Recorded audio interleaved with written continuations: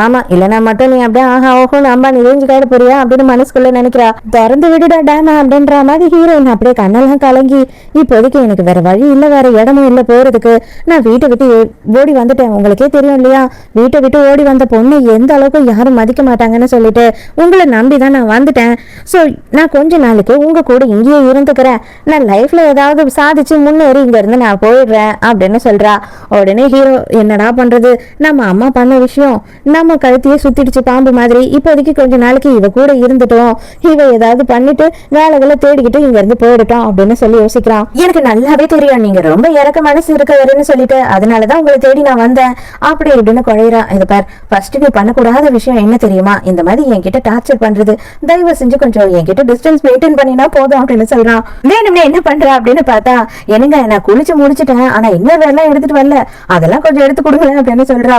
அடியே, ஒரு கல்யாணம் ஆகாத ஆம்பளை கூட வீட்டுல இருக்க அப்படின்ற எண்ணமே உனக்கு கொஞ்சம் கூட இல்லையா, என்ன வேலை எல்லாம் செய்ய சொல்ற அப்படின்னு திட்டுறான். நீங்க இவ்வளவு நேரம் லென்த்தா பேசினதுக்கு அந்த பொட்டில இருந்து அதை எடுத்து கொடுத்திருந்தீங்கன்னா நான் நேரம் போயிருப்பேன் அப்படின்னு சொல்றா. இதை பிடிச்ச தொலை அப்படின்னு சொல்லிட்டு கொடுக்குறான். இன்னும் கொஞ்சம் கிட்ட வாங்கலாம், இன்னும் கொஞ்சம் கிட்ட வாங்கலன்னு சொல்லிட்டு வேணும்னு வெறுப்பேத்திட்டு இருக்கா. என்ன பொம்பளையோ நீலாம், எனக்கு செம்ம ஆத்திரம் வருது அப்படின்னும் போது கூட அவன் கையை டச் பண்ணி டீஸ் பண்ணிக்கிட்டு இருக்கா. அப்புறம் நைட் நீங்க சாப்பிட்டு வந்துட்டீங்களா அப்படின்னு சொல்றா. பார்த்தா வந்து இவனோட பனியனையும் ஒரு டவுசரையும் போட்டு வந்து நிக்கிறா.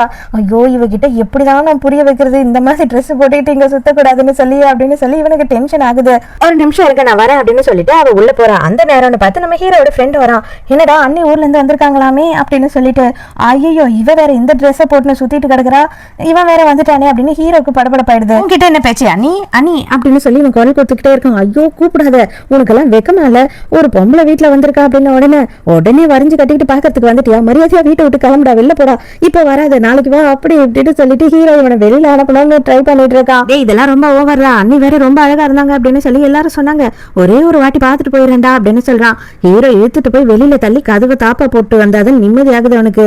அவன் என்ன பண்றானா, தலைக்கணி பாயெல்லாம் எடுத்துட்டு வந்து கொடுத்து, நீங்க எப்படி வெளில தானே படுத்தாகணும், அதனால ஹால்லயே படுத்துக்கோங்க அப்படின்னு சொல்றா. இவன் ஆமா இதுல எல்லாம் மட்டும் கரெக்டா இருங்க அப்படின்ற மனசுக்குள்ள நினைச்சுக்கிறான். யார் வந்தது, ஏதோ குரல் கேட்டது அப்படின்னும் போது, அது வேற ஒண்ணும் இல்ல, காலையில காக்காவுக்கு சோறு வைக்க மறந்துட்டேன், அதான் காக்கா வந்துட்டு போச்சு அப்படின்னு சொல்றான். ஆனா திடீர்னு ஹீரோயினுக்கு வந்துட்டு ஏதோ ஒரு ஃபீலிங்ஸ், ஹீரோவை கல்யாணம் பண்ணணும், ஹீரோவை விடக்கூடாதுன்னு சொல்லிட்டு, ஆல்ரெடி இந்த உடம்புல ஒரு தீர்ந்தா இல்லையா, அவளோட ஃபீலிங்ஸ் போல. ஹீரோ வந்து ஹீரோயினோட ரூம்க்கு வரான். இது பாருமா, எல்லாரும் உன்னை வந்துட்டு ஒரு மாதிரி ட்ரீட் பண்றாங்க, ஆனா தயவு செஞ்சு நீ வந்து அதுக்கெல்லாம் ஃபீல் பண்ணாத, நான் கூடயே தான் இருப்பேன் அப்படின்னு சொல்றான். உடனே ஹீரோயினும் வந்து ஹீரோவை கட்டி பிடிச்சிக்கிறா. அடைச்ச என்ன கண்ட்ராஃபியான கனவுடா காலங்காத்தால இது, நம்ம கல்யாணம் பண்ணிக்க கூடாது வேணாம் வேணாம்னு நினைக்கிறோம், ஆனா நம்ம மைண்ட் பூரா இதுதான் இருக்கு போல.